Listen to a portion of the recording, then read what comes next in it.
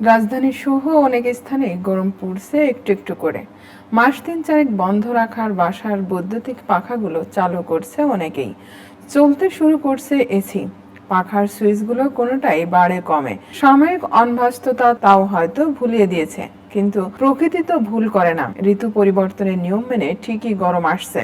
March গরমকালের প্রথম মাস, ব্যাঙের তো শ্রদ্ধে হয় না। বাংলাদেশের মানুষের মধ্যে গরম নিয়ে তাই ভীতি থাকারও কথা নয়, কিন্তু গরমকাল এখন কেমন জানি ভয়ানক রূপ নিয়ে হাজির হয়। গত বছরের কথায় ধরা যাক, গত বছর দেশে তাপমাত্রা যা ছিল তা ৭৬ বছরের মধ্যে ছিল সর্বোচ্চ। এপ্রিল থেকে মে মাস পর্যন্ত টানা ৩৫ দিন তাপপ্রবাহ ছিল। শুধু বাংলাদেশ নয়, গত বছরের ইতিহাসের সর্বোচ্চ উষ্ণ বছর ছিল। চলতি বছরের জানুয়ারি মাস যতটা উষ্ণ ছিল তাও বিশ্বের ইতিহাসে বিরল। আবহাওয়াবিদরা বলছেন, গরম কেমন পড়বে এর সঙ্গে প্রাকৃতিক নানা বিষয় জড়িয়ে আছে। এর মধ্যে আছে বৈশ্বিক বায়ুপ্রবাহ, সূর্যের অবস্থান, ঊর্ধ্ব আকাশে বাতাসের আবর্তন, সাগরের জলীয় বাষ্প সৃষ্টি হওয়া বা না হওয়া, স্থানীয় নানা উৎসের অবদান। সে বছরে জানুয়ারি মাস ছিল ইতিহাসের সবচেয়ে উষ্ণতম মাস। ইউরোপীয় ইউনিয়নের কপারনিকাস ক্লাইমেট চেঞ্জ সার্ভিস এ পরিসংখ্যানে দিয়েছে, তাদের তথ্য অনুযায়ী চলতি বছরে জানুয়ারির তাপমাত্রা প্রায় 0.1 ডিগ্রি সেলসিয়াস তাপ নিয়ে গত বছরের 2024 জানুয়ারি রেকর্ড ভেঙে দিয়েছে। এবার দেশে শীত তেমন পড়েনি। ডিসেম্বর ও জানুয়ারি মাসে তাপমাত্রা স্বাভাবিকের চেয়ে 0.7 ডিগ্রি সেলসিয়াস বেশি ছিল। আর সদ্য বিদায়ী ফেব্রুয়ারিতে তাপমাত্রা বেশি ছিল 1.4 ডিগ্রি সেলসিয়াস। দেখা যাচ্ছে ফেব্রুয়ারিতে তাপমাত্রা অনেকটাই বেড়ে গেছে। আবহাওয়া অধিদপ্তর ইতোমধ্যে তাদের দীর্ঘমেয়াদী পূর্বাভাসে বলেছে, মার্চ মাসে তাপমাত্রা স্বাভাবিকের চেয়ে বেশি থাকতে পারে। শীতের মাসগুলোতে স্বাভাবিকের চেয়ে বেশি তাপমাত্রা এবার ইঙ্গিত দিচ্ছে গরম অনেকটাই পড়বে। বৈশ্বিক আবহাওয়ার গতি প্রকৃতি নির্ধারণের এল নিনো ও লা নিনার প্রভাব আছে। এগুলো হলো প্রশান্ত মহাসাগরের উপর বাতাসের ধরন ও সমুদ্রপৃষ্ঠের তাপমাত্রার একটি অনিয়মিত কিন্তু পর্যায়ক্রমিক পরিবর্তন। এল নিনো বলতে বায়ুপ্রবাহের উষ্ণ পর্যায়কে বোঝায়, অন্যদিকে লা নিনা বোঝায় এর শীতল পর্যায়কে। 2024 সালের জুলাই থেকে প্রশান্ত মহাসাগরের পরিস্থিতি বদলাতে শুরু করেছিল। এর আগে মহাসাগরের উপরিতলের তাপমাত্রা স্বাভাবিকের চেয়ে বেশি ছিল, যা আবহাওয়াবিদদের ভাষায় এল নিনো পরিস্থিতি হিসেবে পরিচিত।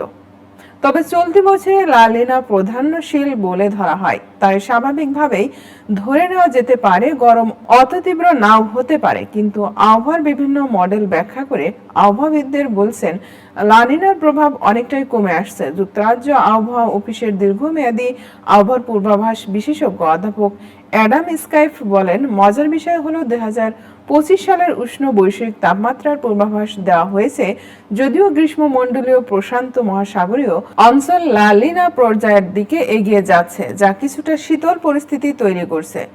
অ্যাডাম স্কাইফের ভাষ্য, 2025 সালের মতো বছরগুলোতে যখন এল নিনোর উষ্ণায়নের প্রভাব নেই, সেই সময় আরো শীতল হওয়া উচিত। 2016 সাল ছিল এল নিনোর বছর এবং সেই সময়ে এটি ছিল বিশ্বব্যাপী তাপমাত্রা রেকর্ডের সবচেয়ে উষ্ণ বছর। যদিও 2025 সালের জন্য আমাদের পূর্বাভাসের তুলনায় 2016 এখন স্পষ্টতই শীতল দেখাচ্ছে। জাপান আবহাওয়া সংস্থা গত ডিসেম্বরে জানিয়েছিল, নভেম্বর থেকে জানুয়ারি পর্যন্ত ভারত মহাসাগর থেকে পশ্চিম উত্তর প্রশান্ত মহাসাগর পর্যন্ত বিস্তৃত অঞ্চলে দক্ষিণ দক্ষিণ পূর্ব এবং দক্ষিণ এশিয়ার অনেক অংশ সহ স্বাভাবিকের চেয়ে বেশি তাপমাত্রা থাকবে। অধ্যাপক AKM সাইফুল ইসলাম, পানি ও বন্যা ব্যবস্থাপনা ইনস্টিটিউট, বুয়েট, বাস্তবেও তাই হয়েছে। শুধু বাংলাদেশ না, ভারত, পাকিস্তান, আফগানিস্তান থেকে মিয়ানমার, থাইল্যান্ড এবং ফিলিপাইন পর্যন্ত অবস্থা মোটামুটি একই রকম ছিল। যুক্তরাজ্যের আবহাওয়া অফিসের ওয়েবসাইটে দেওয়া পূর্বাভাস বলছে, 2025 সাল বিশ্বব্যাপী গড় তাপমাত্রার নিরীক্ষে উষ্ণতম বছরের মধ্যে একটি হতে পারে।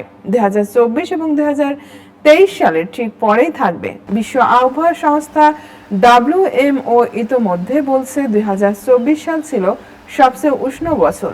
প্রথমবারের মতো এটি প্রাক শিল্প 1850 থেকে 1900 স্তরের চেয়ে প্যারিস চুক্তির 1.5 ডিগ্রি সেলসিয়াস তাপমাত্রা অতিক্রম করেছে। সেটিও আগের যে কোনো সময়ের চেয়ে উষ্ণতম বছর ছিল। সেই ধারাবাহিকতা 2025-এও চলতে পারে বলে এই সংস্থা বলছে। লানিনার কারণে গরম যে খুব কমে যাবে তা বলছে না জাতিসংঘের জলবায়ু পরিবর্তন বিষয়ক আন্তঃসরকারি প্যানেল বা আইপিসিসি। তাদের প্রতিবেদনে বলা হয়েছে লানিনার শীতল প্রভাব সত্ত্বেও চরম তাপ এখনও উদ্বেগের বিষয়। এশিয়ায় তাপ প্রবাহের তীব্রতা বেড়েছে, সেই সঙ্গে শীতের তীব্রতা কমে গেছে। প্রবণতা আগামী দশকগুলোতেও অব্যাহত থাকতে পারে। দেশের উষ্ণতম মাস এপ্রিল। এ মাসে গড় সর্বোচ্চ তাপমাত্রা থাকে 33.2 ডিগ্রি সেলসিয়াস।